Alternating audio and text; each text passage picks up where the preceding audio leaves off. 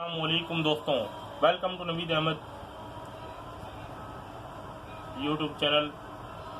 آج کی interesting video میں آپ کو یہ حضرت خضر علیہ السلام کا ایک واقعہ بیان کرنے جا رہا ہوں۔ دوستوں، ایک مرتبہ حضرت خضر علیہ السلام دریا کے کنارے بیٹھے تھے، اتنے میں کسی سائل نے آ کر ان سے سوال کیا کہ میں آپ سے اللہ کے واسطے سوال کرتا ہوں، مجھے عنایت فرمائیے۔ یہ سن کر حضرت خضر علیہ السلام پر بے ہوشی طاری ہو گئی۔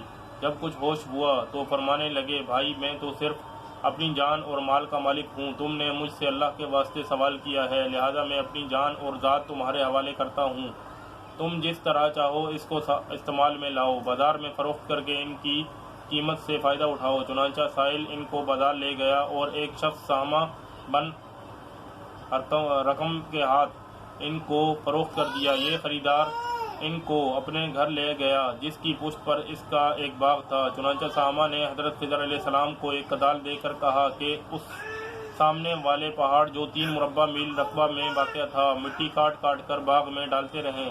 اور یہ حکم دے کر سامہ اپنی کسی ضرورت سے کہیں چلا گیا اور حضرت خضر علیہ السلام اس پہاڑ سے مٹی کاٹ کاٹ کر باغ میں ڈالنے لگے۔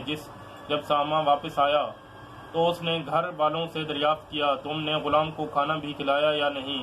گھر والوں نے جواب دیا کہ ہمیں معلوم نہیں غلام کہاں ہے۔ یہ سن کر جب سامہ خود کھانا لے کر باغ میں آیا تو اس نے دیکھا کہ وہ غلام یعنی حضرت خضر علیہ السلام تمام پہاڑ کی مٹی کاٹ کر ڈال چکے تھے اور اپنے کام سے فارغ ہو کر اپنے مولا حقیقی کی عبادت میں مصروف تھے۔ یہ دیکھ کر سامہ کو بڑا تعجب ہوا اور اس نے دریافت کیا، یہ تو بتائیے کہ آپ کون ہیں؟ یہ بات سن کر حضرت خضر علیہ السلام پر کچھ بے ہوشی سی طاری ہو گئی اور پھر افاقہ ہونے پر انہوں نے فرمایا کہ بھائی میں خضر ہوں۔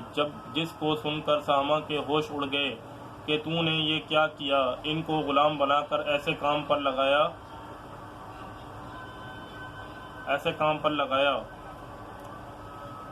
یہ تو انتہائی گستاخی ہوئی۔ پھر ہوش آنے پر سامہ نے توبہ کی اور پروردگار سے عذر خواہی کے ساتھ حضرت خضر علیہ السلام کو آزاد کر دیا اور جناب باری میں عرض کیا کہ الہ العالمین مجھ سے اس کا مواخذہ نہ فرمائیے کیونکہ میں ان کو جانتا نہیں تھا۔ اس کے بعد حضرت خضر علیہ السلام نے دعا فرمائی اور سجدہ شکر بجا لائے کہ اے میرے پروردگار، میں تیرے ہی حق میں غلام بنا اور تیرے ہی حق میں آزاد ہوا، اس پر تیرا شکر گزار ہوں۔ بعد ازاں واپسی کی اجازت لے کر جب دریا پر واپس آئے تو دیکھا ایک شخص کھڑا دعا مانگ رہا ہے کہ اے میرے رب، حضرت خضر علیہ السلام کو غلامی سے رہائی عطا فرما دے اور ان کی توبہ قبول فرما لے۔ حضرت خضر علیہ السلام نے یہ دیکھ کر اس شخص سے دریافت کیا کہ آخر تو کون ہے؟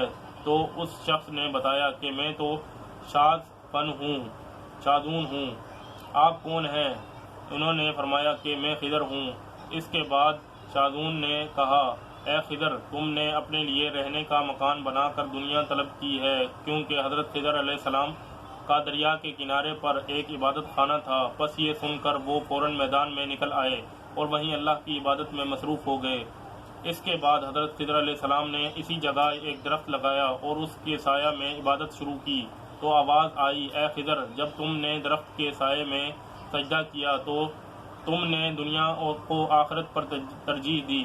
مجھے اپنی عزت اور جلال کی قسم ہے، مجھے دنیا کی محبت میں رضامندی نہیں ہے۔ اس کے بعد حضرت خضر علیہ السلام نے شاذون فرشتہ سے کہا کہ اے شاذون، دعا کرو کہ اللہ تعالیٰ میری توبہ قبول فرمائے۔ چنانچہ شاذون نے دعا کی اور اللہ تعالیٰ نے شاذون کی برکت سے حضرت خضر علیہ السلام کی توبہ قبول فرمائی۔ حاصل، خدا کے برگزیدہ بندے اسی حالت میں راضی رہتے ہیں جو اللہ کو منظور ہو۔ بے شک ہماری فلاح بھی اسی میں ہے کہ زندگی کے ہر موڑ پر آنے والے ہر پنج و خم میں ہم راضی براضی رہیں، اللہ تعالیٰ کی چاہت کو سامنے رکھ کر زندگی گزاریں۔ دعا ہے اللہ تعالیٰ ہمیں اس واقعے سے سبق حاصل کر کے نیک بننے کی توفیق عطا فرمائے، آمین یا رب العالمین۔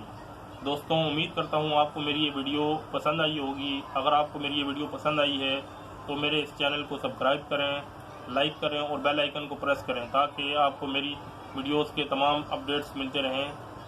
اسی کے ساتھ اجازت دیجیے، ملیں گے کسی نیکسٹ ویڈیو میں۔ اللہ حافظ۔